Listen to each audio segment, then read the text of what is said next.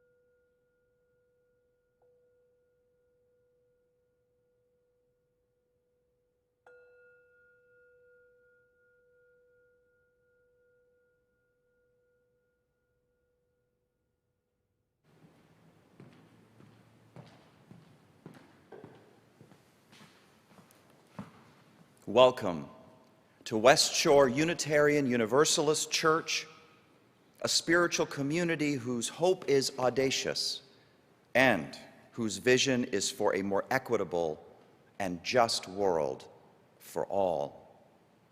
I'm Reverend Anthony McCarr, Senior Minister of this amazing community, and joining me this morning are Dave Blazer, Music Director, Elizabeth Gerenser, Worship Associate, Christine Solante and Michael Hockman, who are our worship tech folks this morning, making this live stream possible.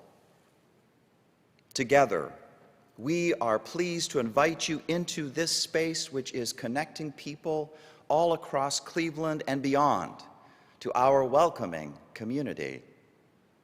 For we are in great need of a welcoming space, especially this morning, after a week where we saw yet more unprecedented events in a year that has seen a string of unprecedented events. This past week, on Wednesday, we saw the President of the United States essentially incite a mob of domestic terrorists to overtake and occupy our nation's capital.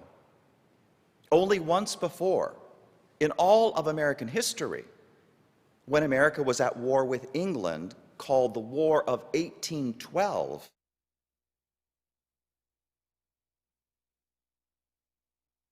you have seen the images of the destruction of property, of looting, of a Confederate flag flying in the Capitol building halls.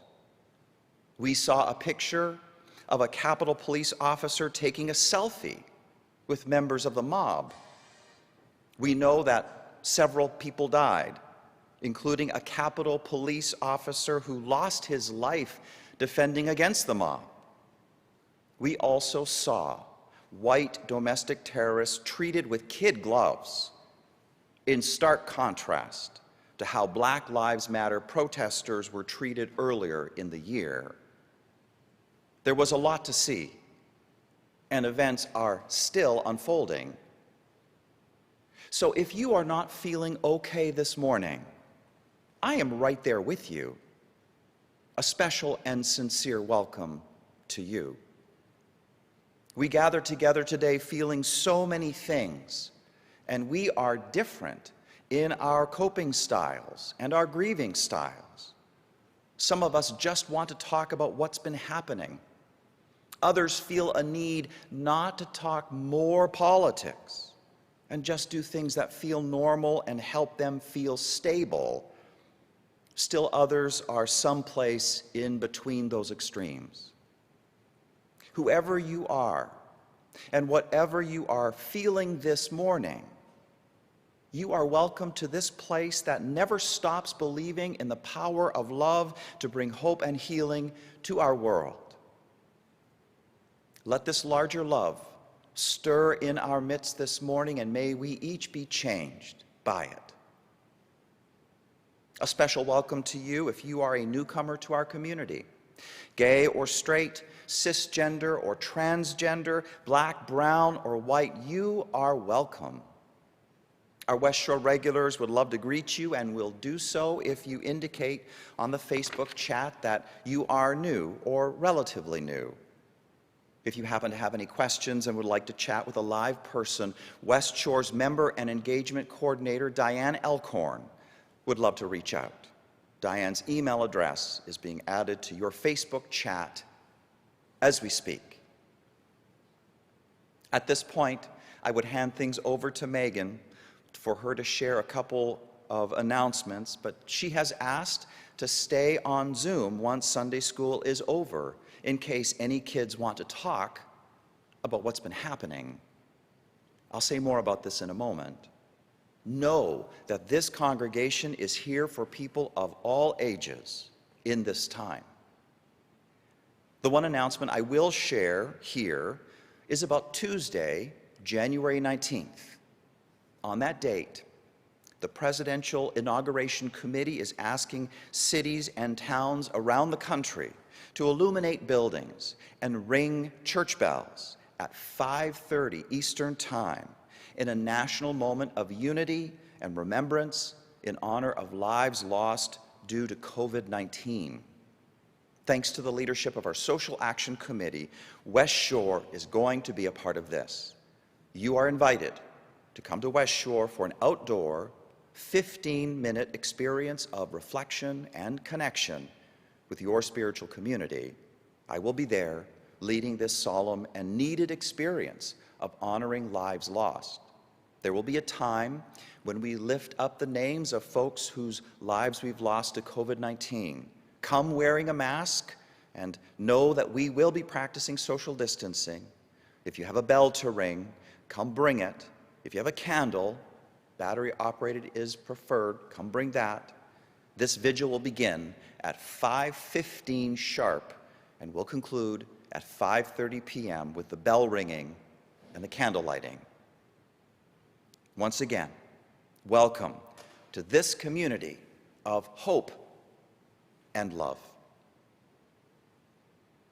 You know, as scary as some of the events of this past week have been, as enraging, as disheartening, as jarring, we must not allow them to shadow other events which have had the opposite effect and have been heartening and hope-filled.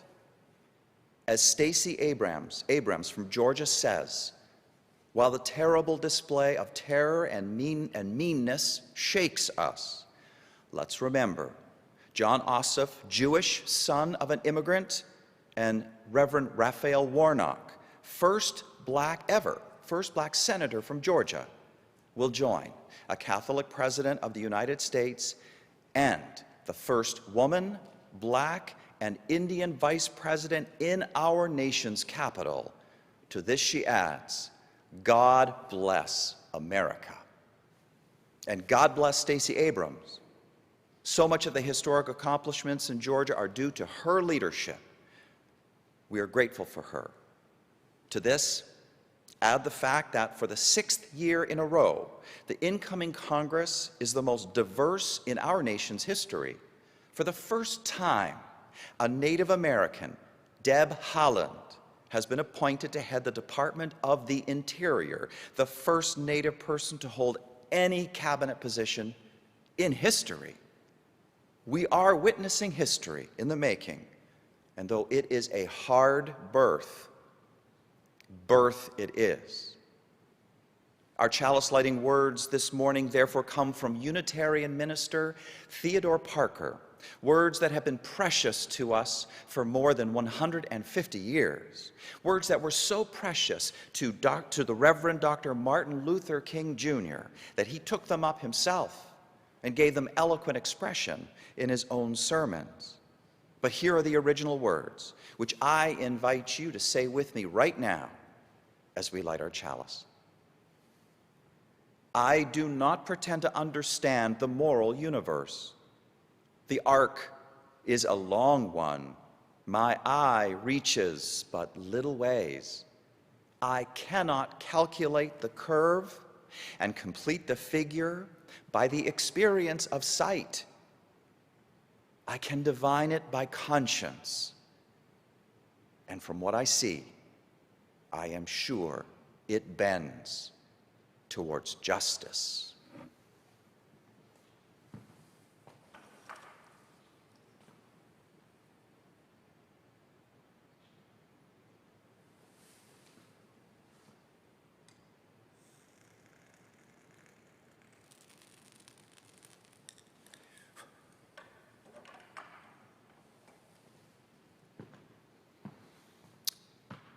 Let us now witness to the unity of our spirit by saying together our unison affirmation words. Love is the spirit of this church, and service is its law. This is our great covenant, to dwell together in peace, to seek the truth in love, and to help one another. El amor es el espíritu de esta iglesia, y el servicio suele.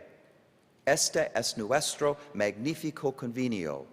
Vivir juntos en paz, buscar la verdad en el amor y ayudarnos los unos a los otros. And so may it be. And now we turn to our time of greeting. We greet each other in the midst of our joys and struggles, and in the midst of social injustice that continues to be outrageous and unacceptable. This past Wednesday, we saw insurrectionists egged on by the president. They stormed the Capitol. We might have suspected that something to prevent the peaceful transition of power was coming, but it was still shocking to see the doors breached by a violent insurrection. But how were they met by police? Van Jones puts it like this: imagine if Black Lives Matter activists were the ones storming the Capitol building. Thousands of black people laying siege to the seat of government in the middle of a joint session of Congress. Just imagine the reaction. There were just 13 arrests made that day. Most of the domestic terrorists were allowed to go free. But at the George Floyd protests over this past summer, over 14,000 arrests. Just let that sink in. Comparing these Black Lives Matter protesters to the events in Washington this week, Michelle Obama says, "We saw peaceful protesters met with brute force. We saw cracked skulls and mass arrests, law enforcement pepper spraying its way through peaceful demonstrators for a presidential photo op. Seeing the gulf between the responses to yesterday's riot and this summer's peaceful protests and the larger movement for social justice is so painful. It hurts," says Michelle Obama. This hurt must be a part of our time of greeting, for it is the larger context in which we come together as a church community. Remember, as the song says, we are a gentle, angry people. We are gentle and angry, both. Let us witness to the hurt and the grief of indigenous people and people of color in this nation, in whom historic trauma lives on and has only been added to this past week. I've been hearing many voices from the white folks in this community, and the voices express hurt, outrage, disbelief, disgust. Let indigenous people and people of color, together with white allies, stay courageous and resilient in this time. Let white folks lean into the work of increasing awareness of systemic racism of all kinds. All of us together, let us work towards ending police brutality and the structures of white supremacy that keep racial injustice locked in.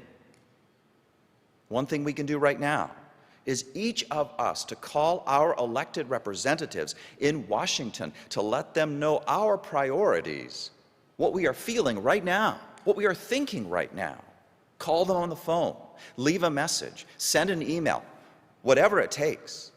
This is a transformative time, and it is ours to leverage.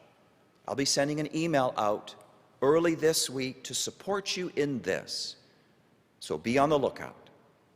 All of us together, working to fight injustice and to make the world where truly Black lives matter. So may it be.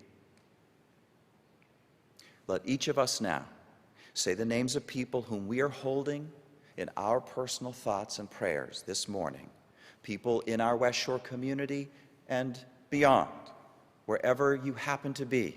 Say into the space of your room these names out loud. You may even type the name of these people into our West Shore Facebook chat if you like. I'll pause for a moment as we do this.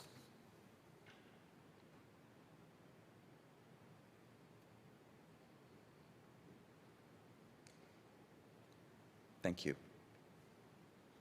This has been our greeting time when we're holding our hearts open to each other in this challenging time, in this world that is hurting, all the people hurting. This is our greeting time. The lessons are hard, but we are learning. We are learning. And now let us sing our first hymn of the day, number 186, Grieve Not Your Heart.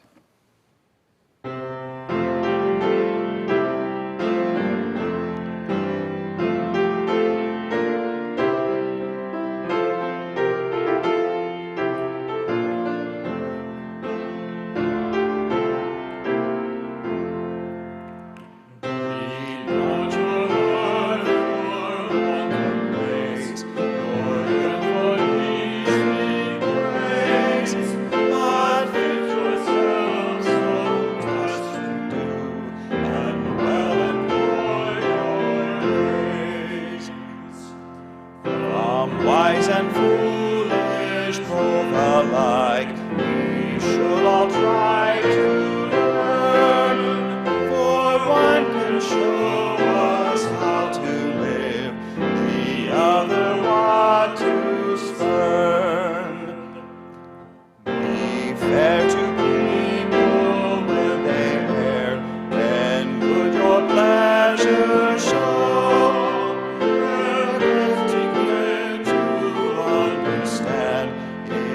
Judging them be slow, but this above all else obey. It is the best of goals. What you would wish not done to you, do not to other souls.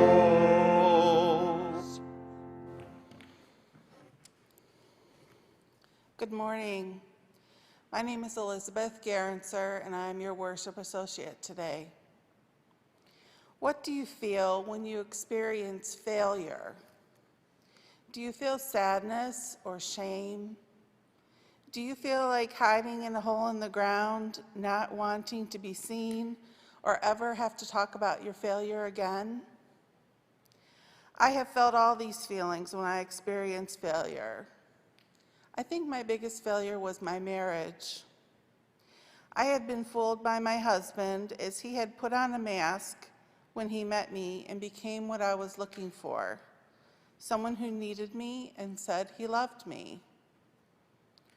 John was the first person I ever dated. I had been brought up to believe that God had prepared one specific person for me to marry, and if I waited patiently and followed all of God's rules, that one person would come into my life and we would be happily married. By the time I was 21, I thought I had waited long enough. My parents did not approve of my fiancé, but I had lived under the thumb of my father for over 20 years and wanted to prove to him that I was an adult and could make my own decisions. My sister wrote me a long letter encouraging me to date more than just one person before rushing into marriage, but I did not heed her words. My fiance did not meet with the approval of my church friends either. I think it was because my friends were saying the same things my parents were that I ignored their concerns and married my fiance anyway. My husband exhibited symptoms of severe depression, but refused to seek professional help. He was easily angered and sullen and gave me the silent treatment whenever something did not go his way. Needless to say, ours was not a happy union. I was determined to stick it out, though, as I took my marriage vows seriously, for better, for worse, in sickness and in health, until death parted us. Thankfully, the universe had mercy on me and intervened. My husband told me he wanted a divorce, and once I realized that remaining married was detrimental to my well-being, I divorced my husband. Having experienced failure in my marriage, I wanted redemption. I wanted my ex to apologize to me for treating me abusively and take responsibility for the failure of our marriage. He did give me the "it's not you, it's me" speech when he left, and eventually I realized that his acknowledgement of fault was one of the most honest things he had ever said to me. Today, I see redemption as living my best life. During the 5 years I was with my ex, I learned to expertly maneuver the streets on the near west side of Cleveland. So today, if I'm stuck in traffic on any highway, I can make my way home on side streets like a boss. My husband was jealous of my spending time working on crafts, and now I revel in crafting. I get dressed up every day for myself, even if it's not a special occasion. I've also learned to give a date no more than 10 minutes to be late without notice, and then I'm on to plan B. Sitting around all evening waiting for someone to eventually show up is not for me. If you have experienced failure in your life, what have you gleaned from that experience to redeem it? I hope when you think of that redemption, it brings a smile to your face like it does to mine.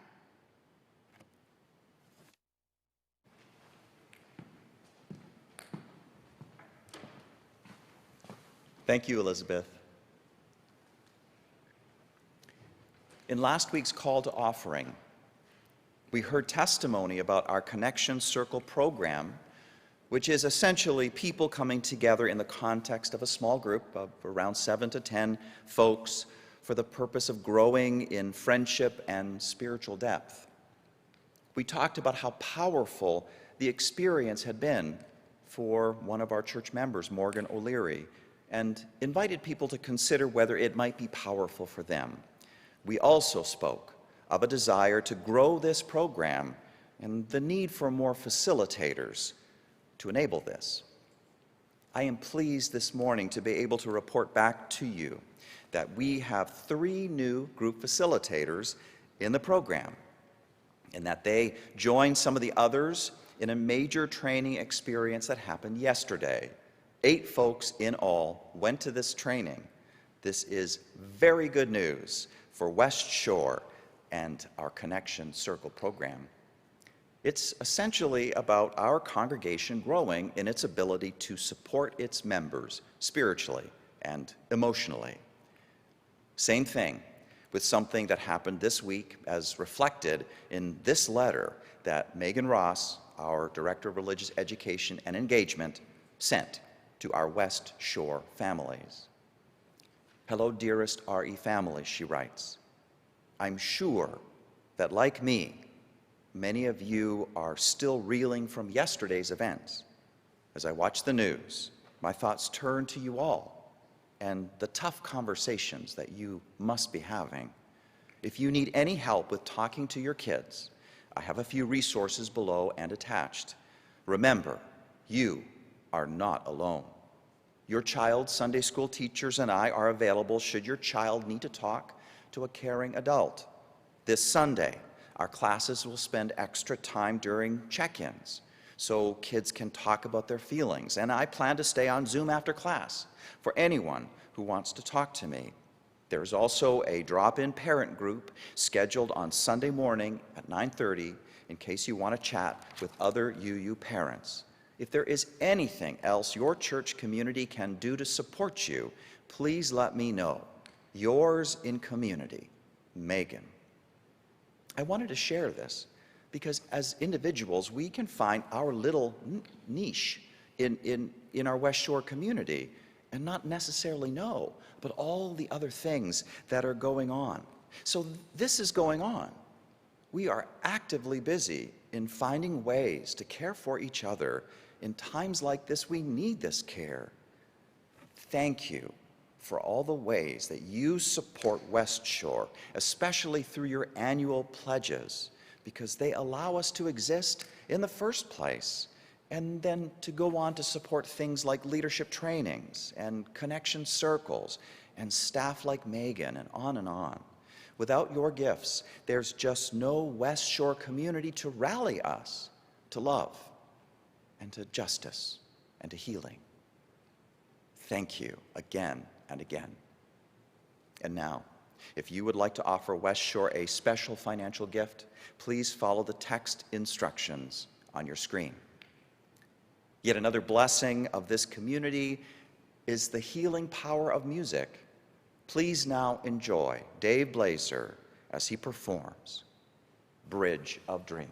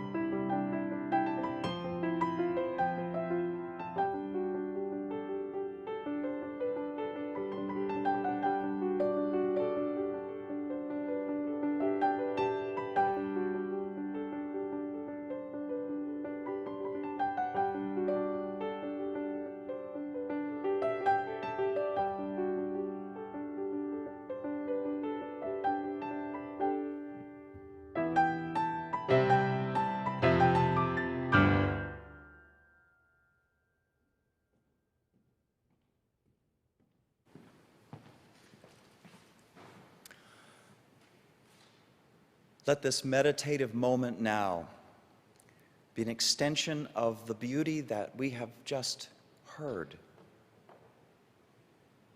Close your eyes if you wish, and just listen to my voice. In this moment,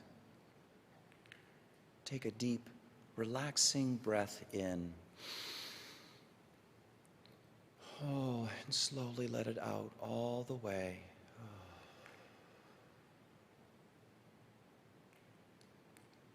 Take another deep, relaxing breath in. Fill your lungs. And then let all that breath go all the way out.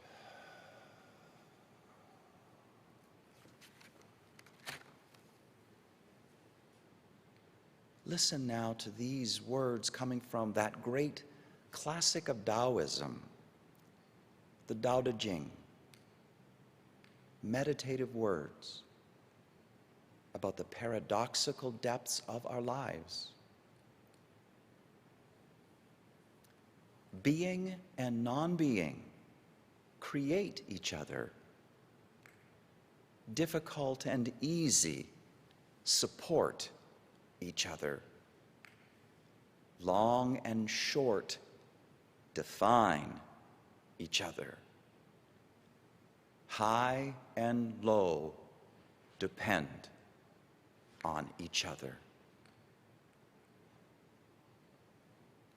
And so it is, these paradoxical depths of our lives. And so take this thought with you now as we enter into the wise silence.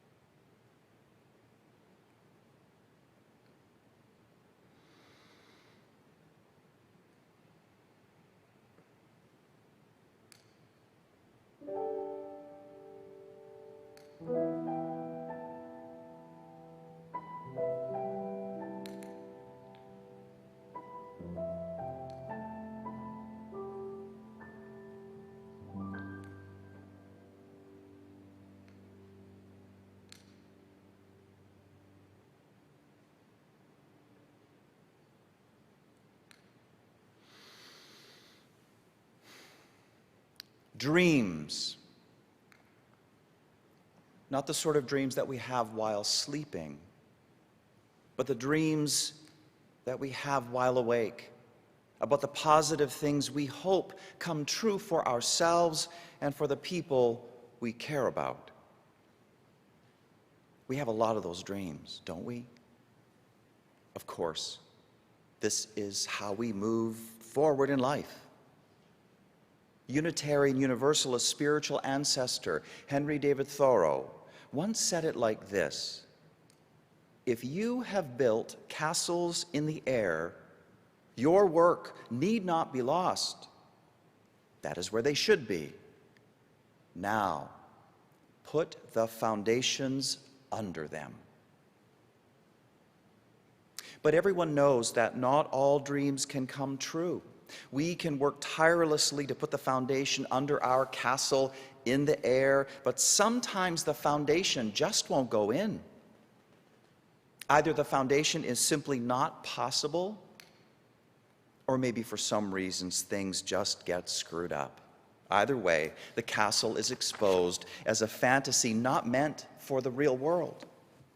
And that just is so disappointing. Failure can make you feel wretched. You try as hard as you know how, or maybe you don't, and you fail. And failure leads to shame, to guilt, to burnout, to despair, to depression, or worse. That's what happens. But listen to what Quaker educator and activist Parker Palmer, in his book entitled Let Your Life Speak, says, what he says about failure. He says that our lives speak as much through our failures as they do our successes, maybe even more so. From stories of early childhood, from native strengths and talents, we can certainly learn important things about our core nature that is our true and authentic self. We talked about that last week. But this week, the focus is on how, through experiences of personal limitation and inability, we can learn even more about who we truly and authentically are. Some dreams are ours to make real, and some are not. And in this, we find the meaning of our lives. Now, there are so many kinds of dreams, and therefore so many kinds of failure. Earlier, we heard Elizabeth share a story about a dream of following God's rules, a dream of marital happiness, and how that dream died. And then what happened next? All the learning, all the growth, driving like a boss. I thank her for her courage and her vulnerability in telling it. There is powerful authenticity there.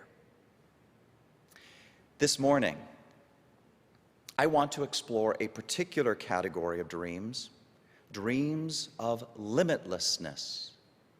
Dreams of limitless possibilities in a limitless world. Dreams that are, in truth and in fact, impossible, because the human world is a finite world, full of limitations and things beyond our power to control. Yet we still dream those dreams of limitlessness. We dream them anyhow. That's why we need to talk about this. Perhaps one reason why we dream dreams of limitless possibility is that we are simply born into this habit. Just think of the newly born infant, the limitlessness of their need, and the utter rage of their screams when the needs are not fulfilled. Just think of the psychological scars we all bear, because even the best of caregivers can only be good enough. We are all born into dreaming this dream. But then socialization reinforces it. The dream of limitlessness is as American as rugged individualism. It is part and parcel of the middle-class ethos that says, if you work hard and play by the rules of decency, the sky is the limit for you. There's nothing out there that is beyond your ability to bypass if you just work hard enough. And then there's our contemporary consumer culture, which cultivates endless wants in individual consumers. And then we have the contemporary myth of endless technological innovation and expansion. To dream this impossible dream is so very normal. So how very shocking when a person comes to realize firsthand that the limitlessness voice whispering so intimately in their ears is a false voice. The realization makes a person truly feel wretched. For myself, the first time that this realization personally hit home was in college. I emerged from high school as student council president, in the academic top 10 of my class, also the founding nerd of a group called the IQ Booster Club. Stop laughing, Dave Blazer. I did. IQ Booster Club. I was also a doctor's son. It was the only career path I'd ever known in all my life. And it was simply unimaginable to me that I could follow any other, even though in another compartment of my brain, I wondered, about what it would be like to be a minister. But you know, this is what we do. We compartmentalize. We experience a balkanization of the brain. The different parts don't talk to each other. So I entered college with the purpose of going to medical school, and why not? The sky was the limit. Blithely and without any concern in the world, deep in my unconscious privilege, I signed up for the harder science classes, honors chemistry and honors calculus, to start things off with a bang. But there was no bang. It was all bust. It ate my lunch. It ate my lunch. All my overachieving got me nowhere. My head could not follow the professors. My head couldn't follow the numbers or the experimental protocols. Other students seemed to be understanding just fine, but I was not understanding a thing. And this is where my perfectionism made my life a living hell. The one comfort in this time was my discovery of the used bookstore across town. Half-price books, records, and tapes. That's what it used to be called back then. And I'd go to that bookstore frequently just to keep moving when everything in my life felt like it was slipping. I was slipping into a sense of deepest shame and worthlessness. My identity and my world falling apart. Guess which book sections I would go to every time? Philosophy, psychology, religion, the occult, art, poetry. The evidence of my true calling was right before my eyes in the shape and form of these books. But all that was in my heart was pain. One day I called my dad, crying. I couldn't do it anymore. I needed to give up the medical school dream. He heard me. He was kind. Although from that day on, our relationship changed. From that day on, not only had I failed in fulfilling what I thought was my dream, I had failed in fulfilling his dream. For me, I was a double failure. Now I found myself on a long and winding road where I changed majors at Texas A&M University about 5 or 6 times, ending up finally in philosophy. It was like a slow slog through the ocean to the shore. But once ashore, I finally earned straight A's. I had found my place. I finished my undergrad. I went on to graduate school in philosophy. Then I ended up as a college professor. Things got better, really better. But the shame never went away. Being socialized as a middle-class white person made me incapable of dealing with failure maturely. Being socialized as a male middle-class white person only doubled my incapacity. Because to be socialized as male is to know to the bottom of your toes the absolute rule that you must never appear weak. Failure to keep up appearances of strength meant a punishment of shame upon shame. Shame is like a wild dog ripping your soul apart. Shame is like a tornado that shatters and flattens everything. I had bought into the fiction of limitlessness completely and totally.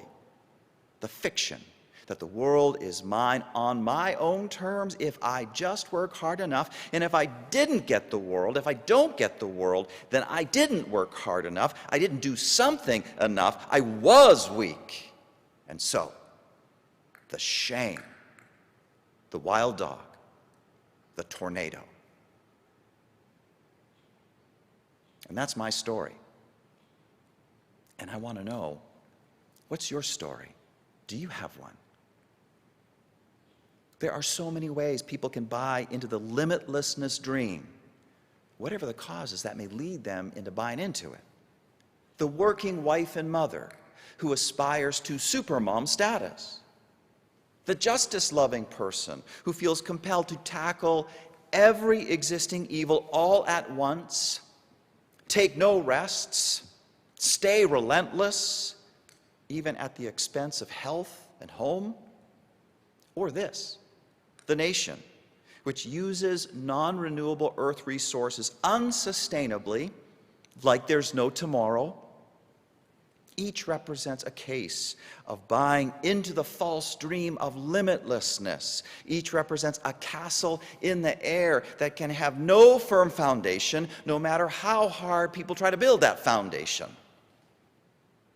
And then there is this, how congregations can buy into the false dream of limitlessness. It can happen in so many ways. But the one I want to explore here is when congregations try to live beyond their means and do everything all at once.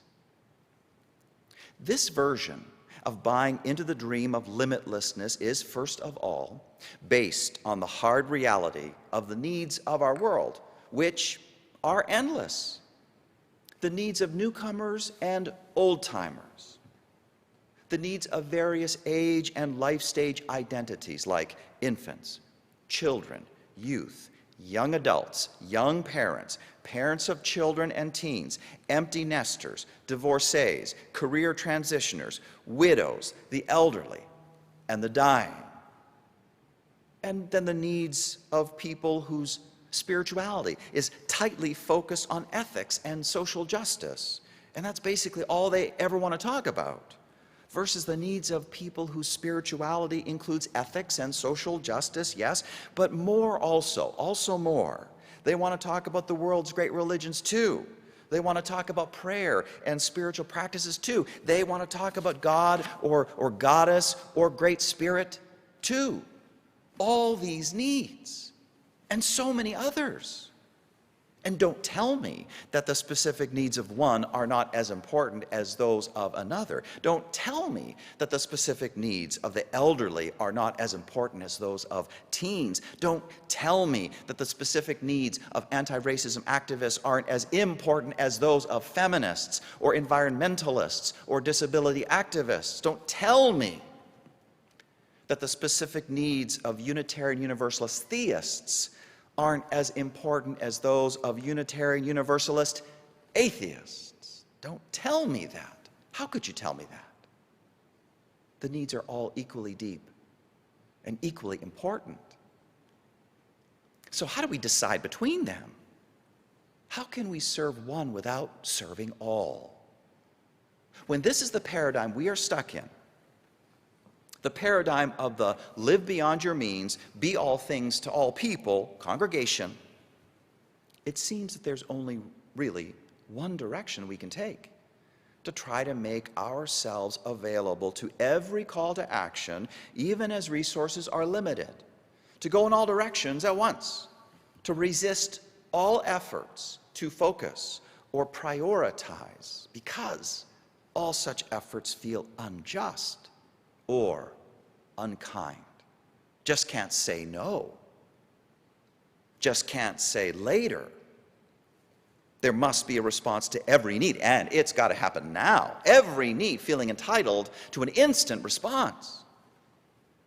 And in the end, here is where we are if, as a congregation, we have bought into this version of the false dream of limitlessness.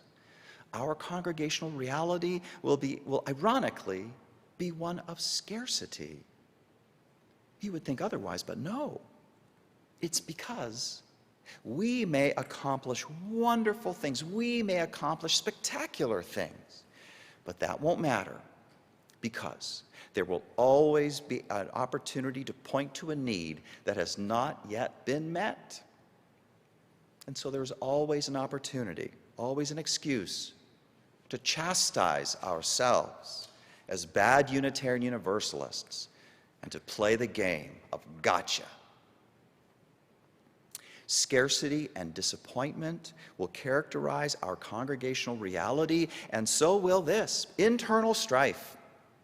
Different congregational groups all demanding resources on their own terms and timetable without loyalty to the best interests of our congregation as a whole. Different congregational groups in isolated silos, like different compartments of the brain, not talking to each other, oblivious to our Unitarian Universalist seventh principle of the interdependent web, which applies as much as to institutions as to anything else.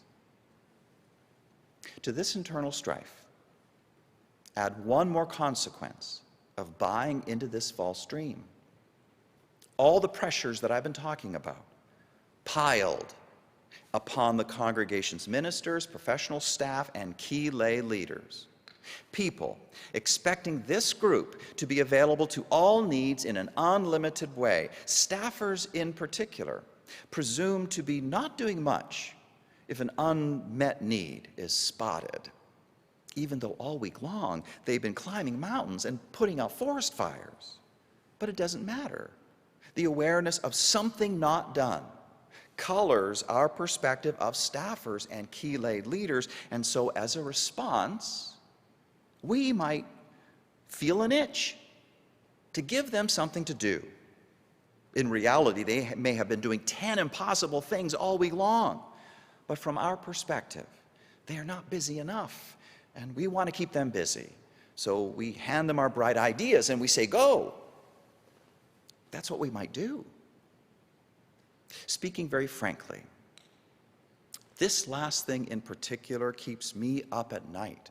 For currently I am the sole minister in a large congregation that has had 2 ministers for many years, and may still expect the work of 2 ministers.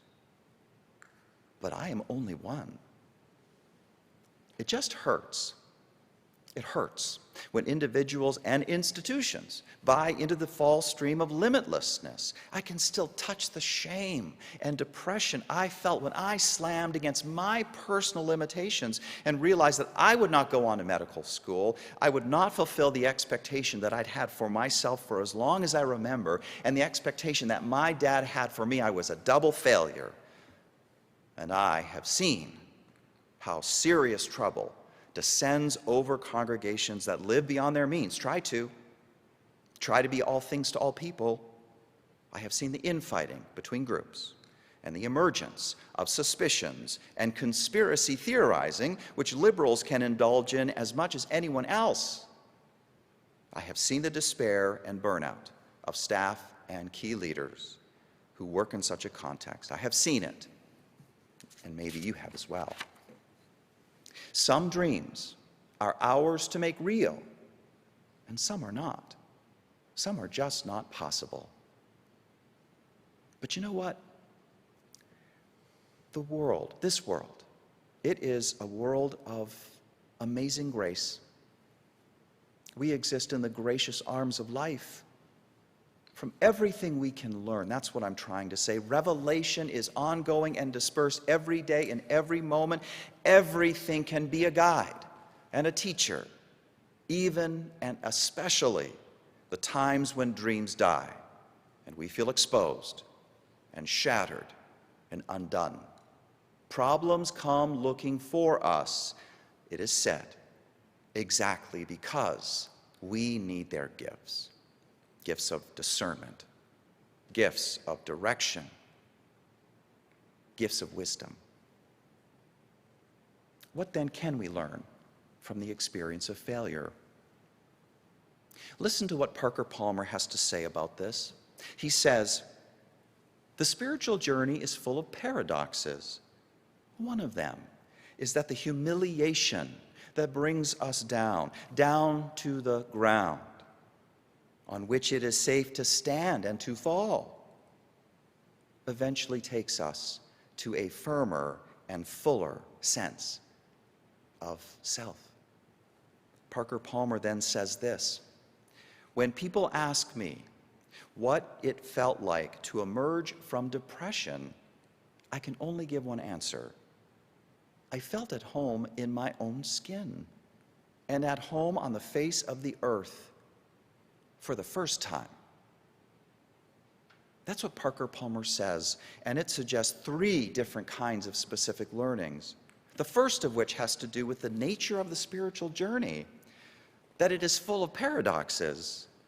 Authenticity becomes ours only until we know what it is like to put on other people's faces. Strength becomes ours only until we have known weakness.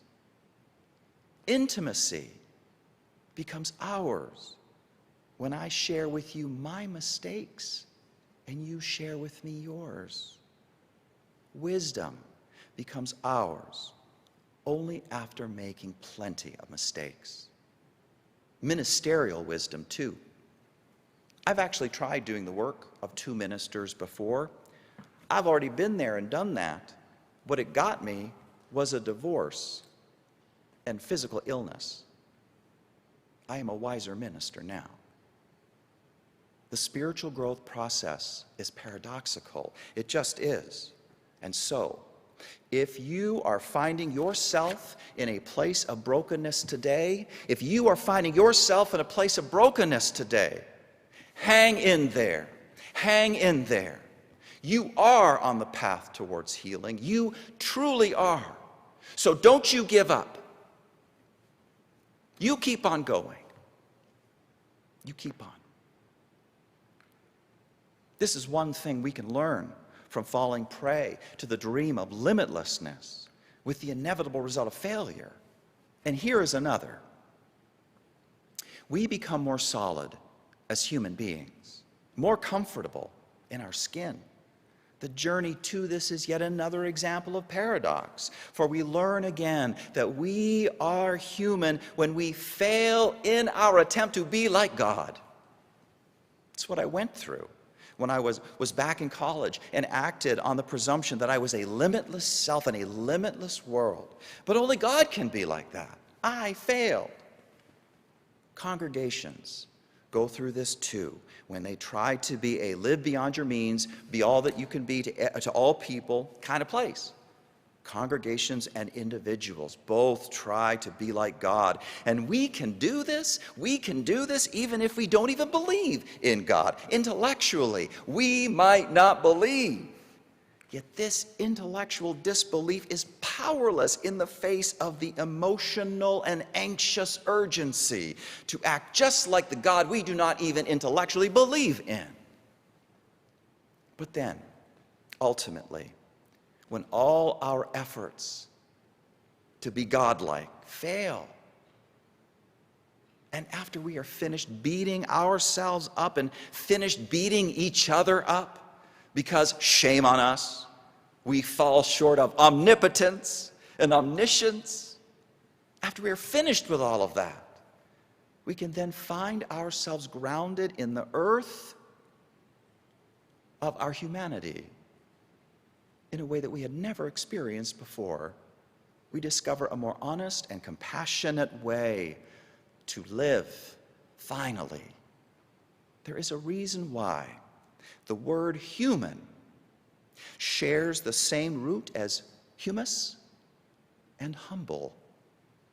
To feel perfectly horrible about your inability to fulfill a dream, to feel that your failure is simply inexcusable and totally unforgivable, whatever that failure is, and I mean that sincerely, whatever that failure is to assume that your dream was 100% within your control, within your power to make true and to control, and also that you were 100% aware of all the related issues and consequences. That double assumption, my friends, is the height of pride.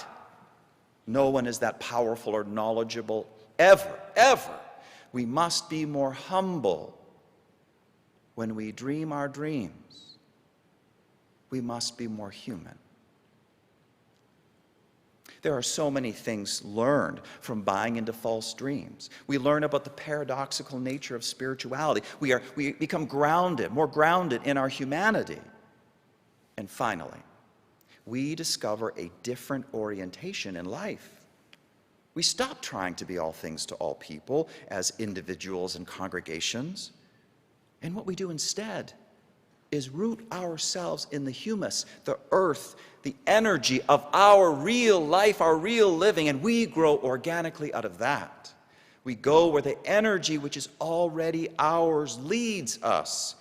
No longer do we allow ourselves to be tossed and turned by moralistic expectations and the game of gotcha. We just don't allow ourselves to get into that scarcity position of having to run faster in order to stand still.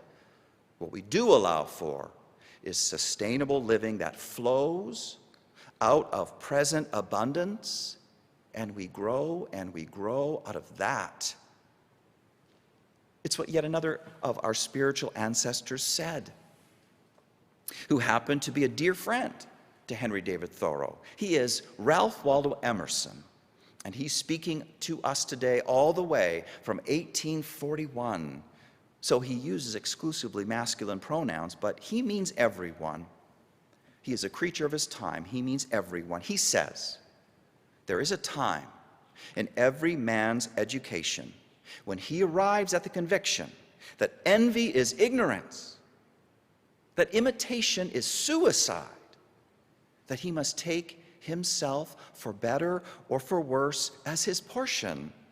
That though the wide universe is full of good, no kernel of nourishing corn can come to him but through his toil bestowed on that plot of ground which is given to him to till. This is a radical paradigm change. Let this be the time to realize it. Let this be the time personally and institutionally. We still dream big dreams. We can't stop doing this. But we do it in a way that grows out of present strengths. When I was headed to college, if only I had been more aware of the abundance that was already mine in the form of my love of language and love of wisdom and love of storytelling and love of helping others. If only. As for our congregation, moving forward, can we get clear now than ever before about our abundant social justice strengths and the path from where we are now to where we want to be in 5 to 10 years. This will be the work of our Justice Visioning Task Force, and you will be hearing more about this in upcoming months. Another if for us as an institution is to get clear in our appreciation of the abundance of our entire community as one that will be celebrating its 75th anniversary. The celebration begins this fall, and we are already working towards a plan for lifting up great memories of 75 years in Rocky River, 75 years of accomplishments, 75 years of children being loved and growing up, 75 years of supporting people of all ages through all the milestones of living and of dying, 75 years of lives changed for the better. Let this be the time to realize the abundance that is already ours and to build out of the rich humus, the rich soil of this. It means that we are systematic and intentional about spending only the energy and talents we already have in our service to the world, never allowing the creation or maintenance of programs that exceed existing people and energy and resources. We just don't get the cart before the horse. First things first, sustainability. And yes, this does mean that some needs may not get met this minute.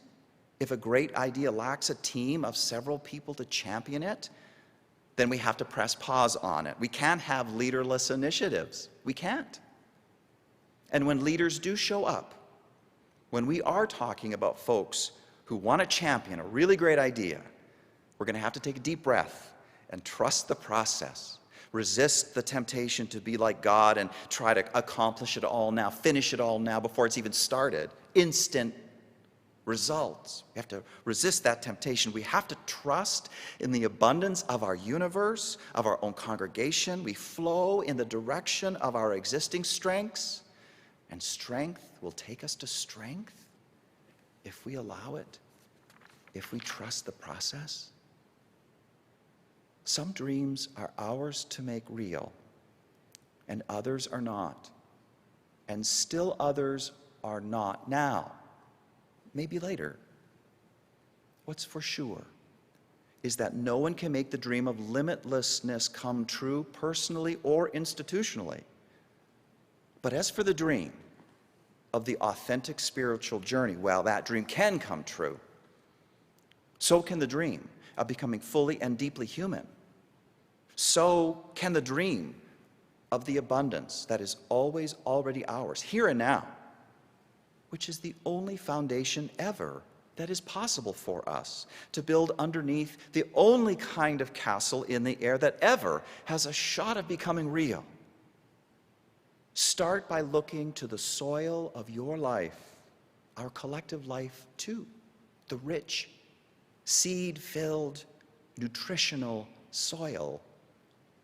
We must take ourselves, for better, for worse, with the very same resolve with which we might say those words in a vow of marriage to another. We must marry ourselves.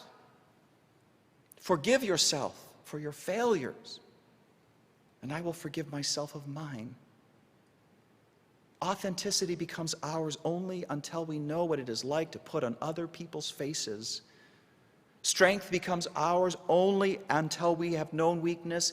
Intimacy becomes ours when I share with you my mistakes and you share with me yours. Wisdom becomes ours only after making plenty of mistakes. This is the way of amazing grace. Amazing grace is this. Amen. And now we sing our closing hymn, Amazing Grace.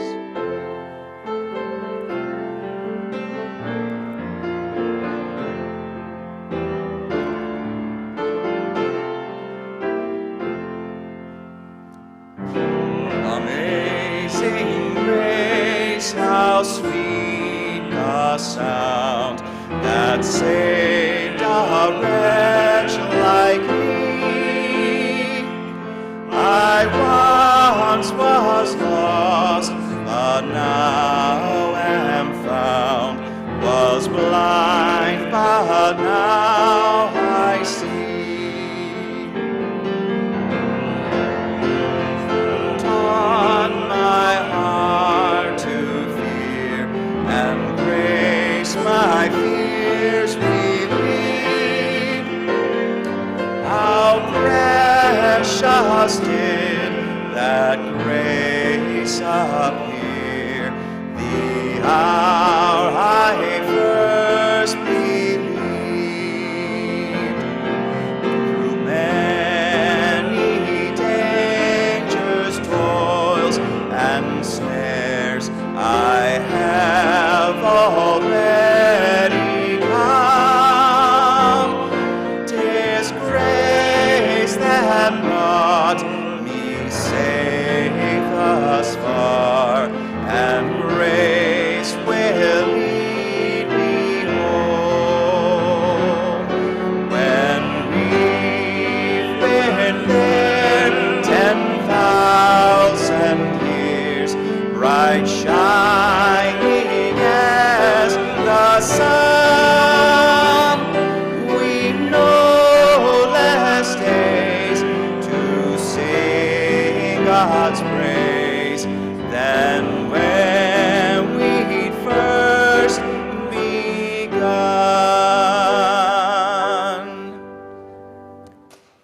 Now bring your chalice close to extinguish it as I extinguish our chalice here.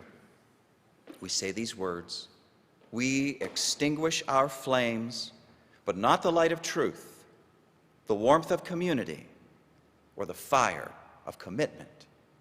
These we carry with us until we meet again.